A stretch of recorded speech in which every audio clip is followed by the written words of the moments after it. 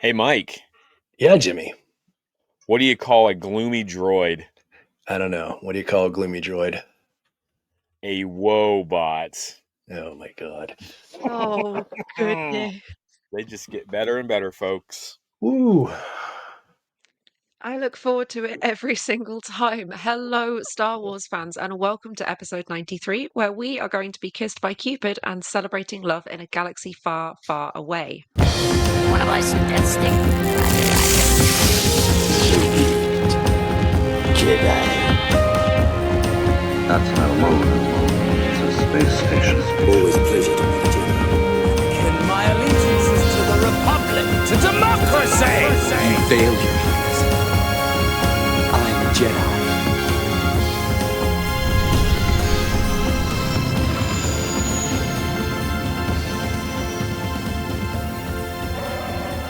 Hello, listeners, and welcome to another loved up episode of Explore the Force. We're your hosts, Charlie, Jimmy, and Mike. However, everyone's favourite Jude Law impersonator, Jack, isn't with us today, but he will be returning very, very soon. I have heard he's on special assignment on Pisana. I know we are a little bit late to the kissing booth, but I'm still feeling the love. Are you guys still feeling the love? This week, we're talking all things love and Valentine's in Star Wars. How has everyone been this week? I've been good.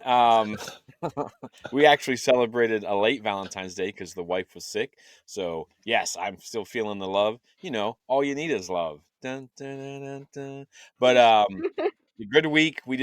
Our boys swim team just captured the seventh straight league title, and we're Nice. getting ready to head off to state if the snowpocalypse doesn't stop it. So Mike and I know a little bit of something about Oh getting yeah. snowed in swimming state. So hmm back in the day, but Charlie, how was your week? I am doing good. I am also feeling the love. I spent some wonderful time with my partners. We had the biggest takeaway you have ever seen in your life, and we ate every single mouthful of it. It was absolutely delicious. For me, it's about those little moments with the people that I love, doing the simple things like sharing really, really good food. Mike, how are you doing? Cold. It is very, very cold here. Snow, You've been ice, cold. rain, cold. It's pretty miserable outside. But spending the time inside, relaxing, enjoying some international hockey, and yeah, just having a good old time. Let's head over to this week's Force Encounters. For my ally is the Force.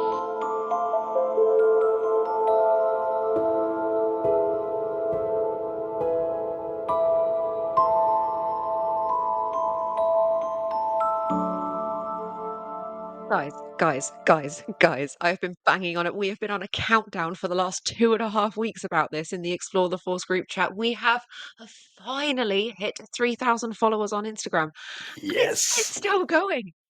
Still going. Oh my goodness. A huge thank you to everyone who's been interacting, commenting, liking, following. We are heading for the stars, and I am absolutely delighted. We also hit 1 million views on one of our reels, which is massive. Crushing Yes, it. that's nuts.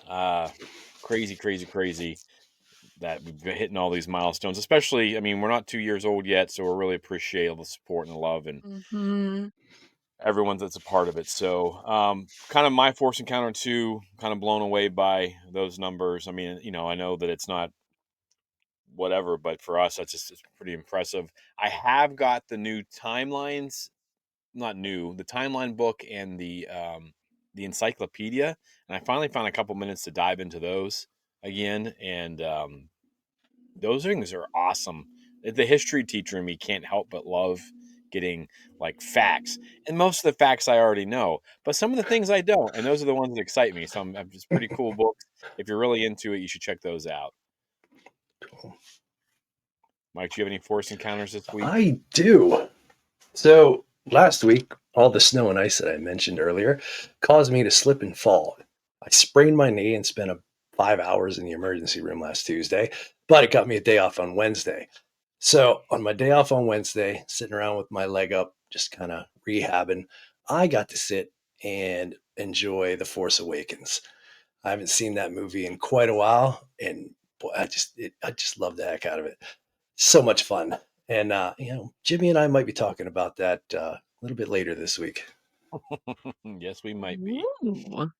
Let's head over to Batu and see what's coming out of there. The people in this crowd will soon be among almost 40,000. For those who are among the 900 with news media or promotional tickets, this sneak preview probably would be the only chance to see the Empire Strikes Back. First off, we got a huge congratulations to Warwick Davis, who was awarded the BAFTA Fellowship on Sunday night, culminating his incredible and inspirational decades-ranging career, which started with a role in Return of the Jedi at age 11. I love that story too, by the way.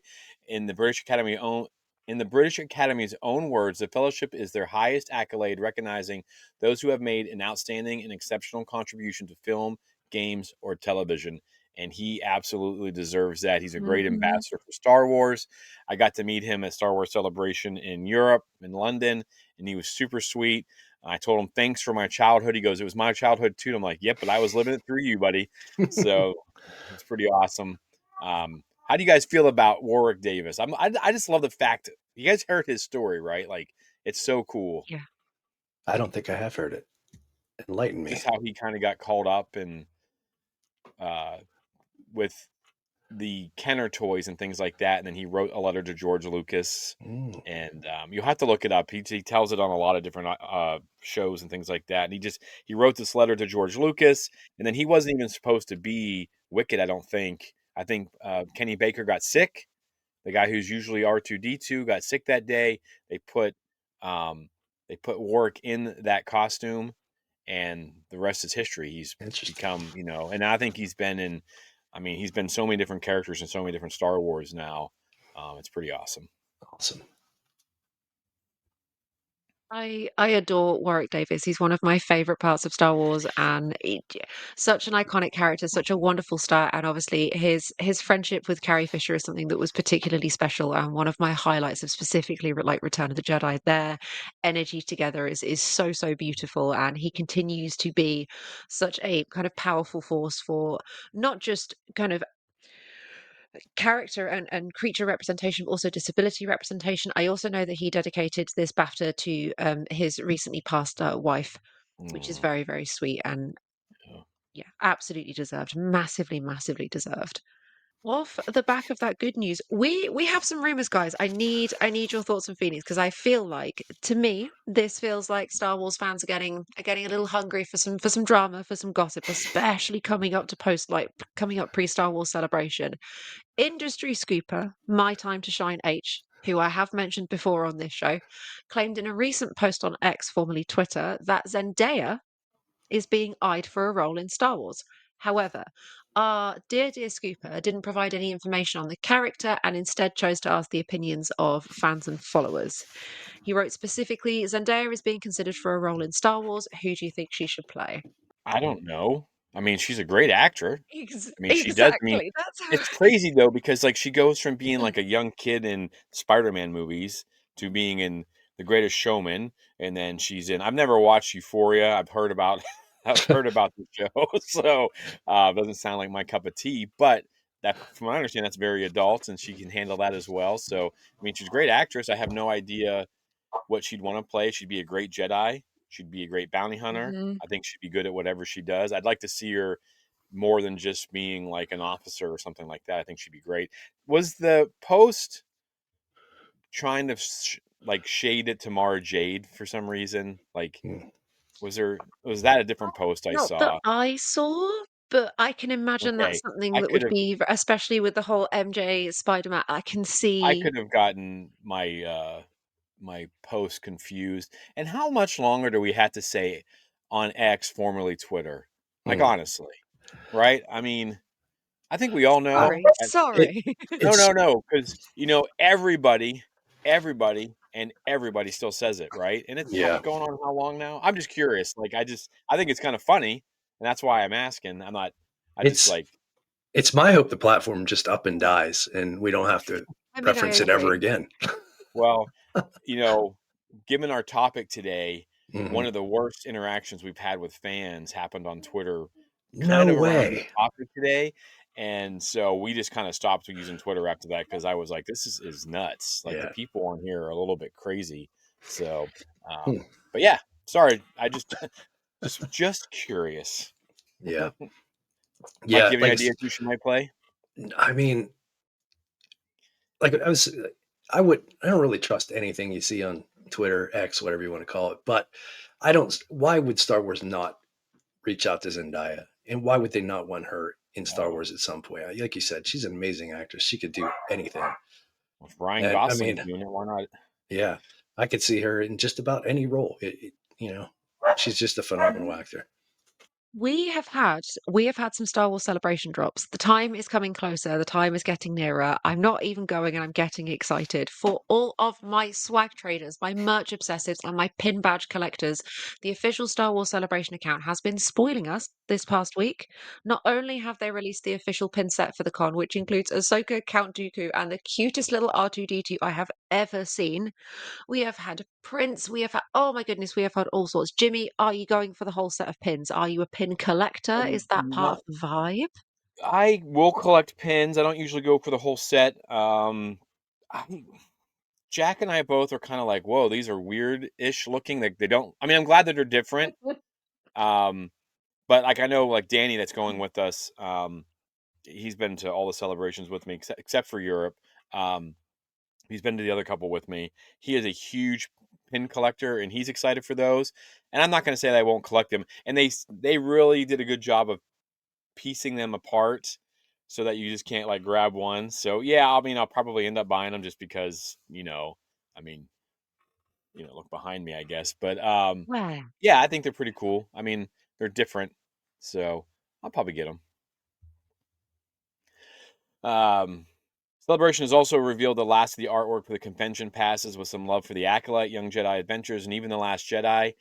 I These passes, like I've liked them, and I've never been like a completionist with the passes, like because that's really difficult to do to be able to track all Hmm. those down.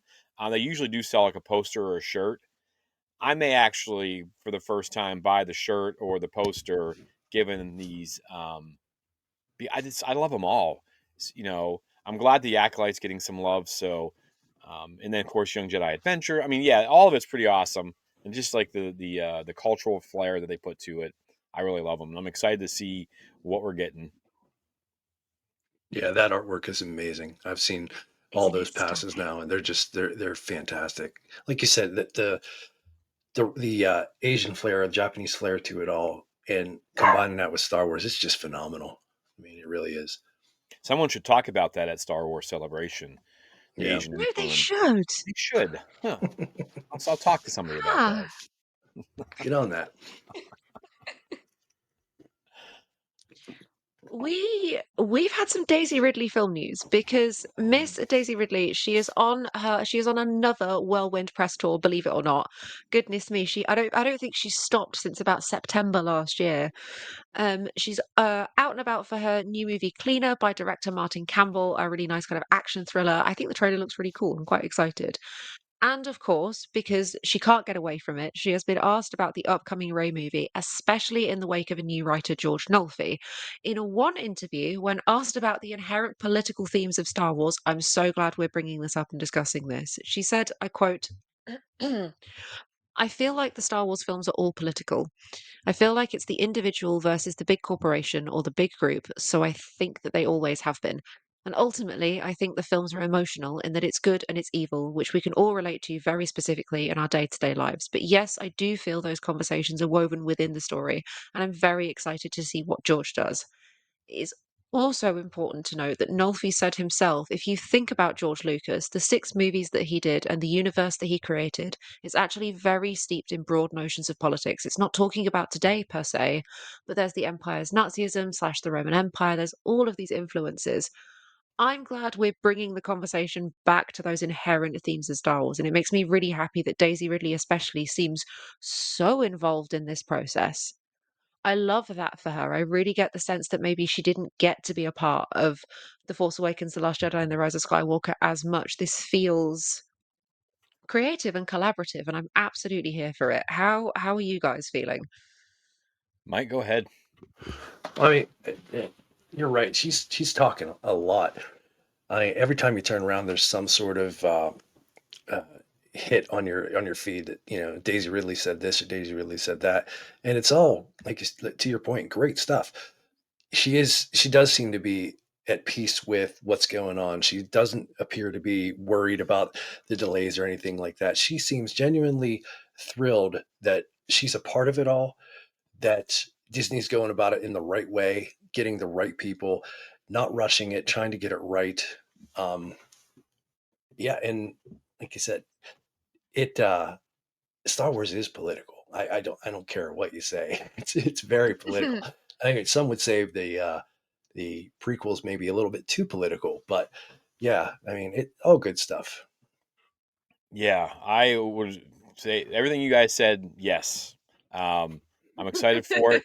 I'm excited for the fact that she's been in a lot of different types of movies now too. Because Mhm. I know I've been Yes. on record as saying as I thought she was fine. Like I watched The Force Awakens last night. Um, wasn't sure when I'd have a chance to watch it before Tuesday, so we rewatched it last night, and it's a really good film. Do you know what I mean? Like it's really Mhm. fun. Yeah. Her acting in it is pretty good, right? I don't mean, but that's like Mhm. her first movie. Like that that's like She's so asking, like, young. me to take one of my new swimmers and to go to the Olympics. You know, like, "Hey, Mhm. buddy, you can barely swim a 50, but let's go to the Olympics real quick." I think you got what it takes, kid, right? So, yeah, so I'm excited. Like, I've shown, was it Young Girl in the Sea, where she plays Gertrude Yes. Everly, Mhm. one of the first woman to swim across the English Channel and destroy the men's record by hours. So I'm really excited for that, for her to bring all that new that she's learned and bring it to Ray. I bet you that character is going to be a lot more fleshed out. And we've also seen this too, and this makes me, Mike and I talk about this a lot on our, Jedi and the Mailman stuff, and we've talked about it here on the show too about the deadlines and things getting changed and things getting pushed. But she has a pretty good point, all right? In another interview, she said people have talked about it a lot that the release date often affects films and how quickly things go into production. So the freedom to make sure that the script is the best way to tell this story is wonderful, and I don't think any fans would want it to be rushed. The wait will be worth it. I know that George is working on, and he is a phenomenal writer, so I'm really looking forward to reading it. And yes, it's worthwhile. And I'm glad she addressed that. She didn't be like, she wasn't like BSing us or anything like that. That sounds, she's like, yeah, it's not right. We're going to make it right, and then we're going to come out and we're going to tell the story. Um, Frustrating as a fan.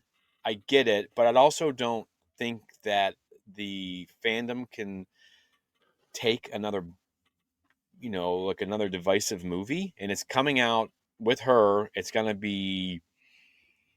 starting off going uphill, I think, right? And if she can land this and the writing's good and it's a good Star Wars movie and harkening back to the original ideas of George Lucas, how can you not be excited when you hear stuff like that? So Yeah. I'm pretty pumped for it, and I have been. I've been on board. I think that I've said multiple times, the more time we can spend with the Ray, the better.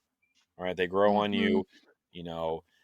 So, what do you guys think about what she says about the delays and things like that? I mean, I think she handled it pretty well, personally. So, Mhm. Yeah, I mean, I can't wait for it. Yeah. I can't I'm anxious for the movie to come out, but like you said, if they can nail this, and you're right, there's been so much, hopefully they can nail it, land that plane, and just we're going to be excited no matter what. We seem to like everything, just about everything that they put out, so we're going to enjoy it. But if they can really get everyone back on board and just smash it out of the park, we can proclaim from the mountaintop, Star Wars is back. that would be Yes. nice. Oh God, yes, please. I want that more than anything. I did most of the talking for this segment. I do apologize. This has become very much one of my hyperfixations in Star Wars. I need to know everything Daisy has to say about this movie, every last detail. And I find it extremely refreshing to see her being like, we are going to take our time. We're not going to rush this, especially as I know there's been a lot of fan criticism about Star Wars recently for the speed it rushes things through. And I get it. There are budgets, there are deadlines. This is something that needs that time and that care. And I think they may have struck a little gold with the combination of actors, the point they're at in their acting careers, directors, writers, I feel like it's a nice little happy, harmonious collection of people. And I think they might just make some magic. Let's hope so. I mean, I want it to be successful. Any Star Wars fan, and I know there's people out there saying like, they're already being negative about it, but How? If you're a real Star Wars fan, you want it to be a good movie. Like even if you didn't like the sequel trilogy, this is this new start to everything in Star Wars moving forward. Why would you wish it to be bad? Like why is that? You should be, hey, good. They're taking their time. It's frustrating again, but if we're getting more content, we're getting other things in the meantime. They've got to do this right because, I don't think Star Wars will ever go away, but it could get shelved for a while if this doesn't go Mhm. well. So Shall we float lovingly on a cloud of joy and romance into the main show? absolutely. Let's do so. Hold me like you did by the lake on Naboo so long ago when there was nothing but our love, Padme Amidala. Yeah. Mm. You had you said the word, I would have left the Jedi Order. I love you. I know. Oh, hello, friends, lovers, and old romantics, and welcome to a very special episode of Explore the Force. We are cozying up this week and talking about love amongst the stars with a list of some couples you already know and some you might have forgotten, and just a general chit chat about love in the whole of Star Wars. So, I want to kick us off by talking about love and the original trilogy because when you guys watched A New Hope, did you want Luke to get the girl, or did you want Han to get the girl? How were we feeling? Hmm. I probably wanted Luke, I would think. Yeah? I mean, Mike and I were pretty young when we first saw Yeah. that. But I think to me, looking at it now, it would have made sense for Luke to land. Well, I guess if he's going to become a Jedi, and we don't know anything about Jedi, we don't know any of the rules about being a Jedi. So I'm going to say Luke because I didn't know any of the stuff I know about Jedi until years and That's years fair. later. So I'm just going to say it. I think it was probably Luke. Honestly, at the time, like you said, we were yeah, oh my God, we were quite young, so I don't even think I thought about it then. Um, Yeah, that's fair. it was yeah, it's just a good freaking movie, and it didn't matter. Do we think the twist of Luke being Leia's brother, did that impact the romance arc? I mean, clearly it did, because none of us want to be in a relationship with our own sister. That's a Right. very fair point. But still, I feel like especially post Kiss, I feel like that was a bold choice for George to make, no? Yeah, because that's out there. Mm. Like he knew. I mean, I don't, there weren't a lot of like trilogies and things like that for people to like, the stack on top of each other. So I don't know. Maybe he hadn't thought about the repercussions of, well, I had these two make out in this movie. Granted, they didn't know, right? But No. um, yeah, to make that change, yeah, I mean, I liked it. I think it's good. I mean, I didn't have any problems with it as a kid. I mean, I was like, oh, and then of course everyone loves Han anyways as well. So I mean, it's not like it Mhm. was like she went and off with someone we didn't like Rush Clovis or something. So oh, there's a reference, right? Yeah, Rush Clovis reference. Here we go. So yeah, I think it worked. I think it helped. They kind of drove the story, and yeah, I mean, everyone talks about the twist where when Empire Strikes Back, but I felt like that's a pretty big twist too because you still didn't know all the way up through because they're both on the speeder bike. They're both very concerned about Leia. You don't know if it's coming from like a place of like platonic love or brotherly love, or romantic at the time, especially like at the age we saw it at. So Yeah. I think Mhm. it was pretty. I mean, it was a nice little twist. It was just a nice little shock to the system when he says, "My sister has it," and you're like, "Holy rip!"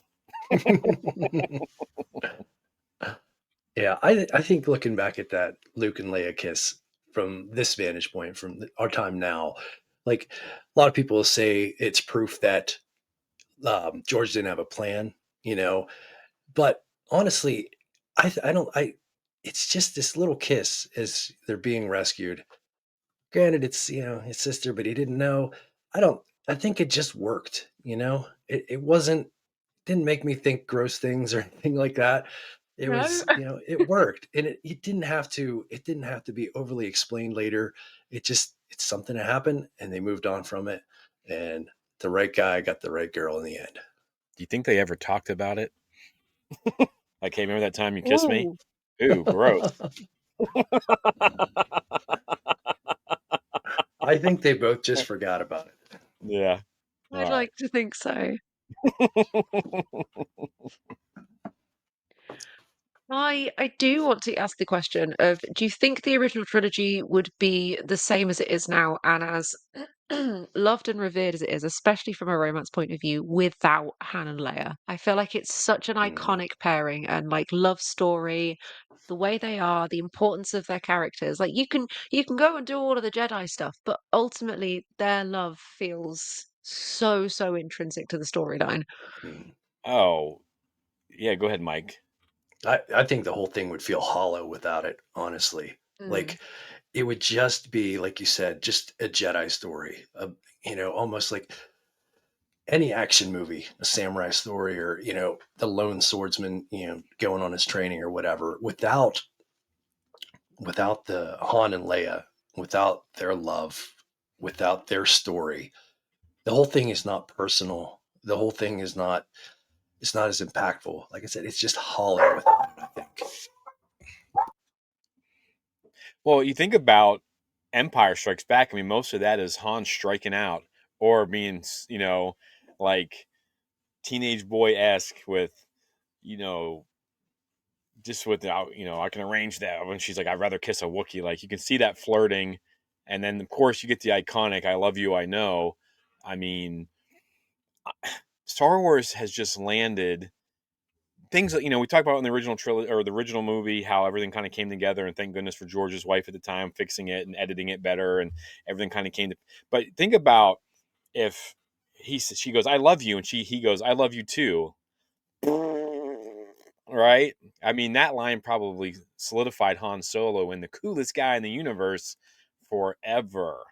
And then, of course, it um, in Return of the Jedi as well. And then you got the I Love You, I Know there again. Like, it came full circle in that second, in the third movie, in the Return of the Jedi. So, yeah, I think it was pivotal for the story to drive it forward. And it does, I know we said George didn't have a plan. We don't think he did, at least.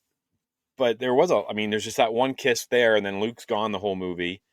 But then, a lot of that movie is him hitting on her. You think about him, helping with, the thing on the Millennium Falcon, all the other things that happened. So I do think that romance played a huge part in that movie. I probably didn't like it when I was a kid, but um, now I'm like, oh yeah, that makes sense. that makes me immensely happy. Oh, you guys are wonderful. Thank you for indulging me. Moving on from Han and Leia in the original trilogy, it's time to talk about the prequel trilogy. Oh Now, no. oh boy, granted, the romance between Anakin Skywalker and Padme Amidala is timeless. It is for the ages. It is iconic. It has some of the most moving music, the most beautiful scenes, the storytelling, the dialogue. This is where I know a lot of people will disagree with me, but I'm going to stand here on my little Valentine soapbox and say that I think George was right for writing Anakin Skywalker the way he did, especially in Attack of the Clones. I have met, but I'm outing myself now. I have met plenty of teenage boys who are that awkward, that uncomfortable, and say that kind of nonsense to girls that they think are pretty. So I actually think in some way George was relatively accurate. However, please fill me in. Attack of I, the Clones is painful to sit through. Just given what happens on Naboo, and then you're not wrong though. I'm around high schoolers all the time, and man, those boys and those girls do some dumb things because they're in love. I mean, they make some choices, and you'll have kids start getting in trouble in high school that are like angels, but they have a new boyfriend, so they're skipping class or they're coming in late, and it's all because That of a was boy me. or a girl. And I will say, fair to you, Charlie, for looking at it through the eyes of a teenager, but listening to it as an adult makes me maybe it makes me uncomfortable because like that's what I was when when I was young. My wife would tell you that I'm the smoothest guy since Han Solo, but Uh-huh. maybe I sounded more like Anakin when I talked to her.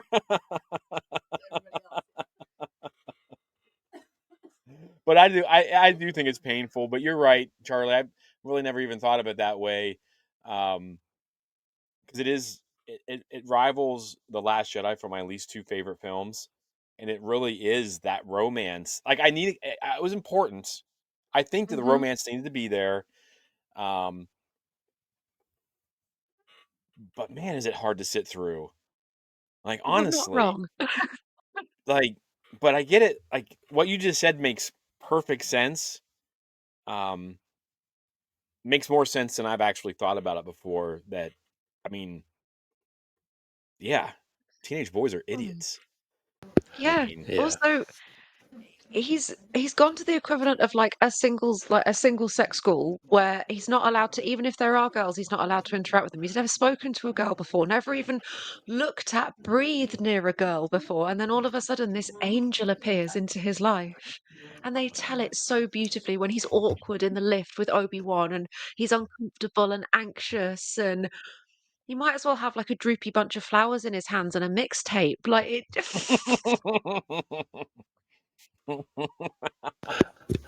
See, this is why I love getting the point of view from a prequel.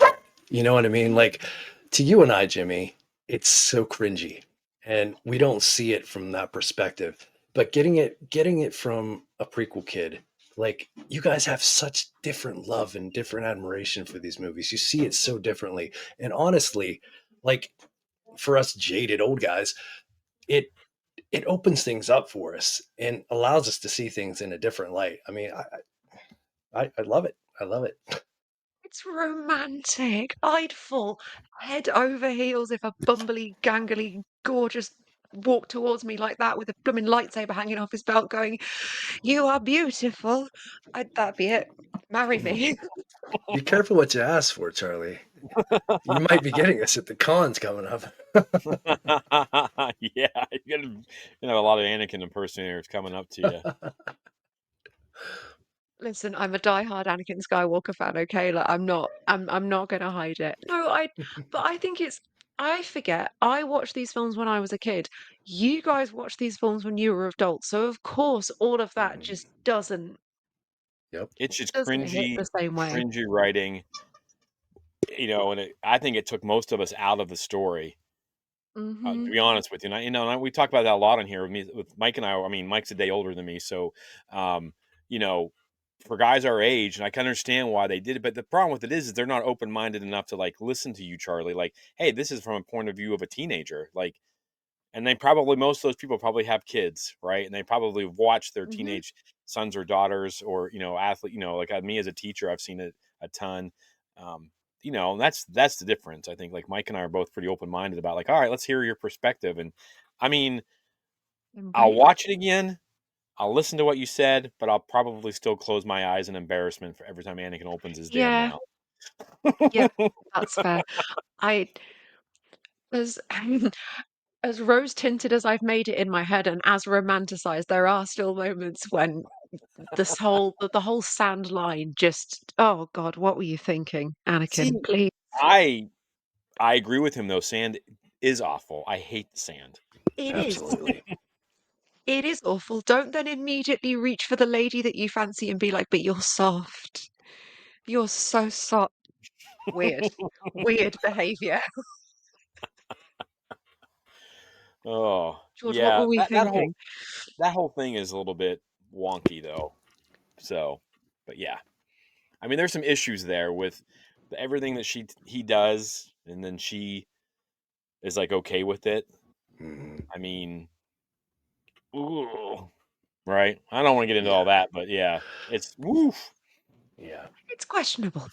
Yeah, it's questionable. Yes, we'll say that it's questionable. Let's It's leave it at that. Yeah. questionable. What I do find interesting, especially regarding the prequel trilogy era, is the three films themselves are very much consumed by the politics, the wider story, and specifically the Anakin and Padme romance. It isn't until we get to the animated series that suddenly you have this kind of huge explosion of a variety of different relationships, whether that's long-standing Yeah. relationships. You have this whole Obi-Wan and Satine thing, which Oh still yeah, absolutely devastates me to this day. I feel like we can't talk about that era without talking about that. yeah. I yeah, I think Clone Wars, like we've said numerous times, the Clone Wars really helped fans. Like and I didn't come to Clone Wars until much later. I mean, I think it had finished being. I think I was watching it on Netflix. I mean, that's how off the Cartoon Network on Netflix. It had just gone off Netflix, and that show did a lot for that relationship. It did a lot for Hmm. like you said, it did a lot for relationships in Star Wars. Um, because they use that, the Satine and Kenobi thing, because they do flirt with Kenobi knowing what's happening. It's in Hmm. season 7, but he can't say anything because he understands exactly what's happening. But it also shows like Kenobi is a better Jedi. He may not be more powerful than half the people he kills and ends up defeating, but he is the better Jedi most of the time, or every time, honestly. Mhm. Yeah. So I think it's really important. But you're right. There are so many, if you think about, I can go off on a tangent here, but like Cut, the clone trooper, right? That's one of the big. That's why I always, Yeah. when people say that the Clone Wars is for kids, I'm like, well, there's a clone trooper who leaves and wants to have a family. Like that's not for kids, right? Yep. There's some heavy uh, topics about love and family and things like that in the Clone Wars. And I Mhm. think if you can get Hmm. past some of the uh, was it Beaver Gascon or whatever, um, droids in the desert, that you can really get something out of the Clone Wars. Yeah. Yeah. I think we've talked before about how it would be neat to see Star Wars branch off into some other, maybe some lower budget movies or series and stuff like that, diving into, horror maybe or rom coms or something like that. But like the love story fully told of Obi-Wan Kenobi and Satine, like Boy. that would be Mm. a tear jerking tragedy. I'm shocked that there hasn't been a book Yeah. that has come out, because I always think about that, because like when we were talked about the Kenobi series, I wanted I wanted flash. That's why I said like in a second season of Kenobi, flashbacks of him and Satine.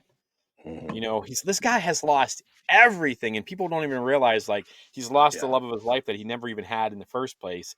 And I mean, you think about like the redemption with Maul at the end in Rebels, like that makes Mhm. it even more impactful, because I mean Maul took and he still shows passion. And again, it just shows you what a Jedi Kenobi is. And yeah, but I think a book, or I think a book would be better than a comic series. But like I would love to see that, and just you know I had my whole raise a Kenobi theory hat on. Same. I wanted her to be a Kenobi. Like I wanted her to be like those two had a kid, then he had a kid or she had a kid, Mhm. and that's a Kenobi. And I'd have been like, that I would have freaked the hell out in the movie theater. Yeah. I wasn't super pumped about the Palpatine thing, but yeah, I think it's Mike. That's an excellent. Man, when Maul Mm. does that in front of him, whoo, Mm. that pulls on the old heartstrings. So you got me all fired up there with Satine. Yeesh. She has that effect on people. Apparently. I was gonna say it's definitely one of those storylines that makes people grip the nearest surface for dear life. Because good God, good gracious me. Mhm. Now, we can't talk about the original trilogy and the prequel trilogy without giving a little bit of time to the sequel trilogy. Now, I I never really was a Reylo fan. I'll be brutally honest with you. I saw it. I anticipated it. I was like, okay, obviously we've got two very attractive. We've got the attractive main character. We've got the good guy and the bad guy. All of this. However, when the opportunity for the lift scene kiss in The Last Jedi was taken away, and Ryan Johnson said no, I really feel like a moment was missed to like make or break their chemistry as a pair of characters. By time the kiss came in The Rise of Skywalker, it felt like a real afterthought. I know in the novelization it's expanded upon. It's meant to be more of a kiss of like gratitude and letting go, and less romantic, more relief, I guess.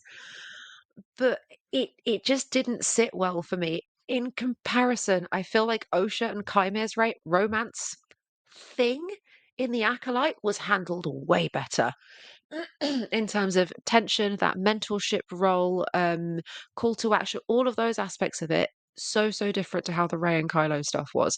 How do you guys feel about what was supposed to be like the it couple of the sequels? I think they missed the mark completely. I'm not. I wasn't. Again, just like you, Charlie. I kind of embraced. Was ready for it. I thought redemption Hmm. was coming. Um, I didn't know about the kiss scene in the Last Jedi. I'm not sure how I missed that information. I'll have to look that up. But yeah, they never fit for me, and I think there was a lot of talk during the sequel trilogy about the toxic relationship between those two. When he's like telling her she's a nobody and all these other like awful things, and then she's supposed to be in love with this guy. Like, I get where people were coming from. I never was into this love story. Um, I don't think necessarily. We were watched Force Awakens last night, and Molly was like, they're really like touchy feely in this, like more so than they were Yeah. just because like with the way like Finn kept grabbing her hand and how they kept hugging, and this, Mike, you talked about having a plan or not having a plan. I mean, Yeah. I think that suffered, that relationship or the potential to have a relationship completely suffered Hmm. because nobody knew what was going on, Yeah. and then you had Ryan Johnson doing his thing where he was trying to subvert. And again, I think he should have his own trilogy away from the main characters. I think it would be amazing. Hmm. I think he should have stayed away from trying to, shake everybody up in the Last Jedi, even though it was a beautifully shot movie. But yeah, I think they missed the mark. I don't think it was necessary. I'm glad that they explained it in the book that way. I kind of understood that, like him giving her back everything that she gave him, like she helped bring him back to the light. So yeah, I don't know. I think they missed the mark. They didn't knock it out of the, they didn't do a good job of selling it. Um, but I also didn't think it needed it either. Personally, I don't feel like the movie was missing, and I don't think the I kiss I did anything for it. would agree. So Yeah. I don't have a lot to add either. I mean, there's so much about the sequels that I don't even remember. Like, to your, I there's so few viewings of them for me. That's why we're kind of working our way back through them again, just to refresh my memory and try to see if they hit me any differently. But there's so much in the sequels that missed the mark. There were some good things. Don't get me wrong.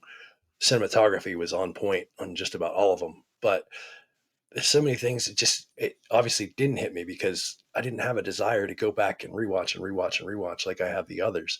So I mean, the Ray Kylo thing just never seemed right at all. I don't think there was Mm. ever any chemistry there. It was no, I mean, I don't know. Like I said, I don't have a whole lot to say on it. I would agree though. You said about Ocean Chimere, that romance had some tension. that had some heat to it. Yeah. That exactly. I feel like that's what Ray and Kylo were missing. There was some of it. So, Jimmy, I need to tell you, as a dedicated Ray fan, I need to tell you about the lift. So, there's the scene in The Last Jedi when they're in the lift, Ray and Kylo, and they're off to go and see Snoke and do all of that good stuff. Mhm.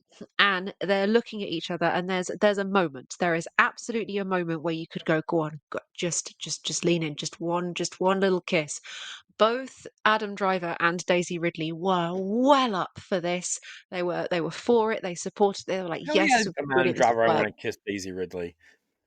I know exactly who wouldn't want to kiss Daisy Ridley or Yeah. Adam Driver. And Ryan Johnson said, "No, it is not the time." which, I respect. He's the director. That is literally his job.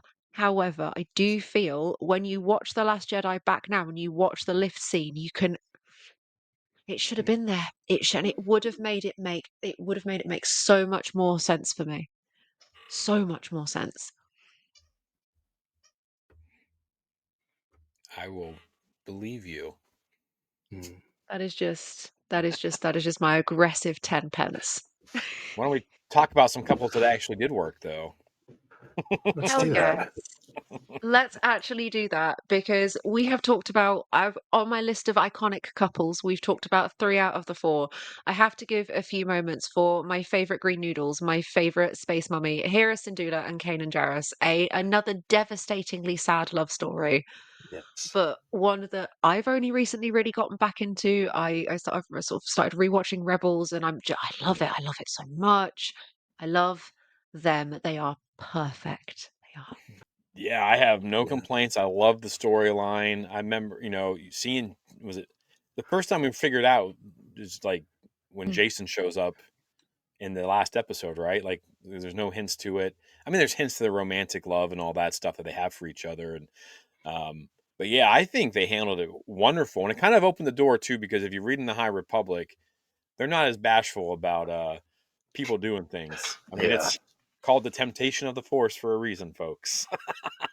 Steamy novel. Yeah. So yeah, but Harrison Dula and Kanan, I love it. It makes it even more painful, the sacrifice, Yeah. and that's one thing I think Star Wars does a good job. And I know people get mad at Dave Filoni for filler episodes and things like that, but I was just like watching The Force Awakens last night, and like having all those ships on Jakku the way they did, and then being able to go back and tell that story. Like I thought that was really done really well, and we'll talk about that on Tuesday. But I mean, this stuff with Hera and Kanan, just all these little things that happen, and it kind of Mhm. builds. They're already like kind of together, but it never overpowers the story, and That. and then man, it punches you in the gut Yeah. after it all happens, and then of course the way that this show ends with Jason being there, you're just like, oh, Yeah. so It's so well, to your point, it's so well done in the background because as you start, they're a pair, but they both they're both young.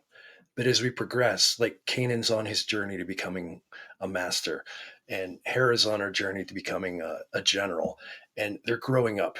They're learning. They're becoming more mature, and the relationship becomes more mature at the same time. And it's not overt. It's not in your face. It's just there, and it adds so much depth to a stupid little cartoon that, like, I can get so worked up just remembering that scene of Kanan's sacrifice, and then Hera just staring off into the sunset, crying, and Chopper coming up and taking her hand. Like, it's yeah. it's a great story.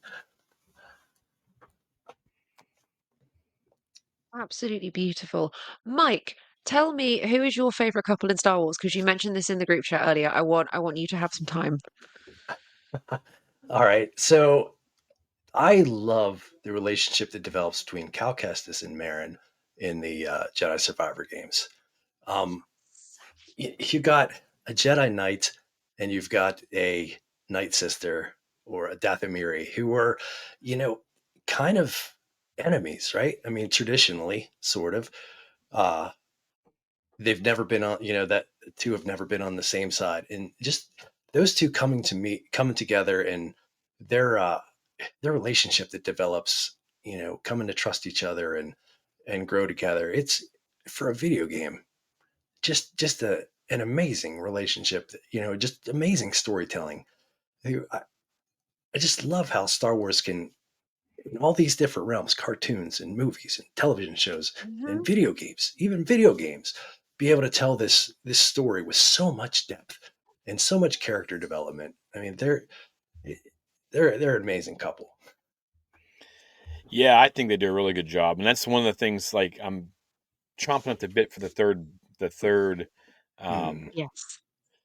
game to see how it plays out. Are they raising that? yeah, I don't want to get too. I mean, spoiler alert, I guess. Are they raising that little girl? You know what I mean? Like, what's yeah, happening there? What are they doing? I mean, and it's crazy too because if you read Battle Scars, um,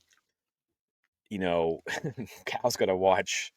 her go through this relationship with someone else, and Yeah. as a Jedi, he's like, I'm trained not to bother me, not to bother me, not to bother me. But then, um, I don't know. It is powerful. Yeah, I mean, I was pumped in the second game. I was like, thank When goodness. she Like, comes back. yes, Yeah. yeah, she comes back, Yeah. and then they're Mm. romantic, and Hmm. I liked it. You're right though, Mike. It's a video game. Like, what do we care? But they do a great job of storytelling in that. Um, you know, I don't know if the book necessarily helps a ton. It just kind of there's some tension between them because he's like, well, he's obviously in like love with her, has feelings for her, but he's a Jedi, so he struggles with that because everything he knows is Hmm. it goes against, um, what he's feeling, I guess. So yeah, I really like it. I'm really excited for that aspect in in the third game. Nothing bad better happen to her, Yeah. No. or he will go to the dark side. And the Absolutely. actress that plays Marin, it was super sweet, super nice. We met her at Rebel Scum Con, and just she was awesome. So Yeah. that made me even like her even more. Yeah. Yeah, it's amazing for those actors, just fantastic actors to be able to tell that story just in cutscenes. You know what I mean? Like Yep. it's just phenomenal, phenomenal work. Guys, I'm feeling all mushy now. That makes me so that makes me so happy. I made a fairly long and colourful list of a variety of Star Wars couples that people may or may not be aware of. I always have to give a shout out to my best guy, Kiadi. I had the pleasure of meeting Silas Carson at Star Wars Celebration actually, and it was the shortest photo of my life. But he was so sweet. He loved my Ray costume, and I was just that's Kiadi. That's so cool. Fun fact for people who may not know this, not only does Mundi have two brains, he also has five wives. And a new birthday, so freak out about it. Yeah. Hell yeah. New birthday, and people went crazy about it. Instead of the issue with maybe like the polygamy aspect of it, no, we had a problem with the birthday. That's fine, guys. Pick and choose your battles. His one wife is called She. One of his other wives was called Mawin. It was this whole thing where his species has very, very low birth rate, so he was given a special permission by the Jedi Council to have many wives. Yeah, I was just gonna ask, how does that work? How does a Yeah, he marriage had. work when you're not supposed to have attachments? Is he very aloof with these wives? I think it's like I the believe. sister It's wife just a show. He yeah, just kind of Yeah, I spends think some it's a different sister time wife and situation. keep just a the breeding population. situation. Yeah. Yeah. So plus, if you read anything with him, and I know like there's not a ton of canon stuff with him in it, but like the light of the force. No, what is it? The Living Force has a lot of stuff with him. I don't think his wives are going to want him around much, anyways. He's kind of a dud. Uh, So I don't think it's romantic, unless they also are no. very dry and black and white, beings as he is in the Living Force. Because I mean, he's funny because he doesn't get it, but Mhm. he's just not. I don't want to have a beer with Kiadi Mundi. Not a So, dynamic personality. That's no. fair. So That's absolutely fair. I feel like we can't talk about Han and Leia without also mentioning Chewie and his wonderful, beautiful wife, Malatobuk, because I can't go 5 minutes without talking about the holiday special, apparently.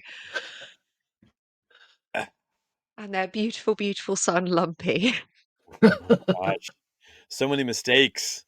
So many mistakes. So many If I mistakes. were Chewie's wife, I'd be pissed. That guy Yeah. is never Never home. home. What an Look, we all love Chewie, but he is an absent father and husband. Like Hmm. I love Chewie; he's one of my Say it favorite again. characters. He's right up Is there with Kenobi and Ahsoka, but he is an absent father. answer me this: is Lumpy named Lumpy in sort of a boy named Sue sort of Oh yeah, I idea? don't You know. know, Chewie knew Yeah, he wasn't going to be around, so he named his boy Lumpy, knowing he was going to get picked on and he'd have to get tough and defend himself. Charlie's thinking I'm about the reference. immediately, I'm immediately, no, I get that reference. Don't Okay, you? okay, Don't okay. you? I sometimes we gotta explain our old selves to you. No. Brilliant song. Um, his full name is Lumpawara. So I Mm. fear I fear, Mike, you may be correct. This feels Yeah, like a that's not bully helping the it. child kind of situ. Oh, oh man. Um, have you guys read the Dark Disciple book? Have Not you guys yet. read No. that story? It's on my Oh list. man, you want to talk about a love story? Asajj Hmm. and Quinlan Voss. Yeah. Like, it takes two characters that, I think people like Asajj, by the end of Clone Wars, like, of course, when she helps out Ahsoka, but she's always fun, the flirting with the Kenobi and just the banter and, you know, I mean, she's a bad guy for most of the movie, then or most of the show, and then she kind of changes. Um, but the love story and the sacrifice, I don't want to give too much of it away because, like, if you love Star Wars, this was supposed to be an arc in Clone Wars season 6, I think. And of course, it got canceled after a couple episodes. But, and it was George Lucas's daughter who wrote the arc, and then I think it was Christy Golden who writes the book, I believe. I don't, but man, it is intertwined with the story. They do such a great job, and it makes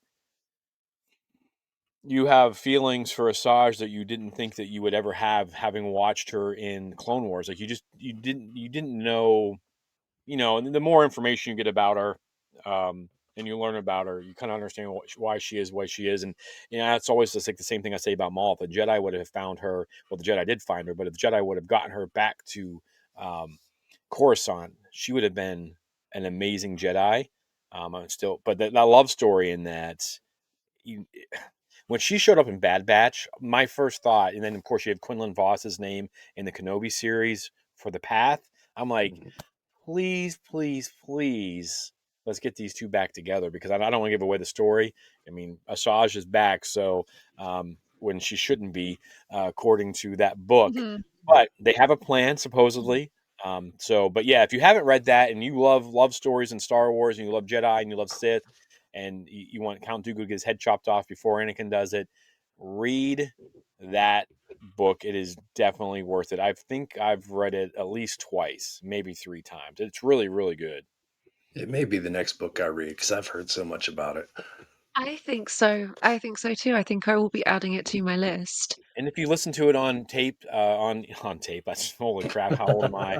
Um, I know how old you are. if you listen to it on I tape, make the same if mistake you all the listen, time. if you listen to it on tape, you're old as hell. But um, if you listen to it on Audible, they do a great job. I think it's Mark Thompson who does it as well. I mean, he crushes it. He does a great. I have to look it up, but yeah, just absolutely crushes it. The acting in it really sells it. But yeah, great book, great book, great book, great love story. Goes beautifully with Valentine's Day um, in love. I mean, I don't want to give anything away from the book. Just you should read it. If you love love, go read that book. And on that lovely note, I am so wonderfully filled with love and warmth and happiness. My goodness, it is important to remember that love doesn't always mean romantic love. Star Wars is full of every different kind of love, from community to friendships to family. And whilst most of us don't need a day to tell the people around us that we love them, take a moment today to do just that. Bonus points if you use a Star Wars quote to do it. Well, before we sign off, I want to thank all of our. I just want to thank everybody for joining us. Go read that book. Let us know in the comments. Send us an email. Message us. Let us know who your favorite couple is. We missed somebody. We have this long list, but we're already at an hour. We have a lot more. Trust us, we didn't just overlook everybody. We have We do. an extensive list, and we even have Jar Jar Binks and Queen Julia on there. I mean, that's how good our list is. But again, Charlie talked about it at the beginning. 3,000 plus followers now. We're getting the views. We're doing things. We're just really, really tell everybody about us. Get the word out there. Explore the Force. A nice, positive Star Wars podcast, YouTube show.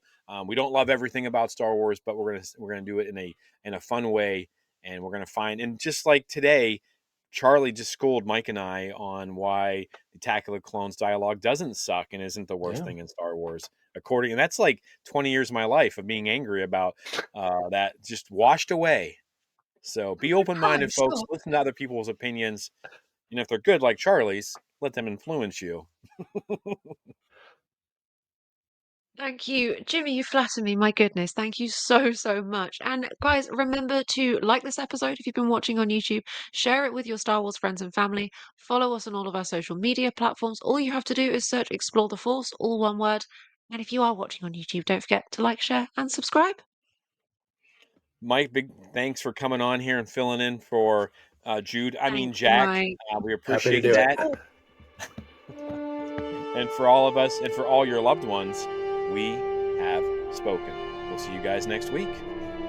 Only now, at the end, do you understand?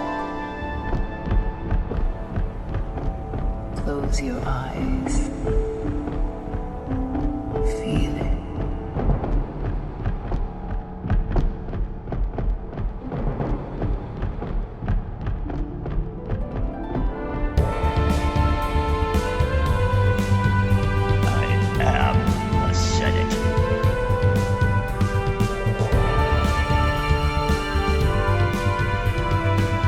Wise as Master Yoda, as powerful as Master Windu. They'll do their job well. I'll guarantee that.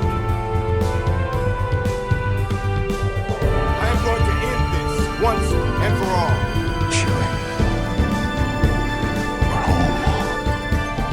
You were the chosen one!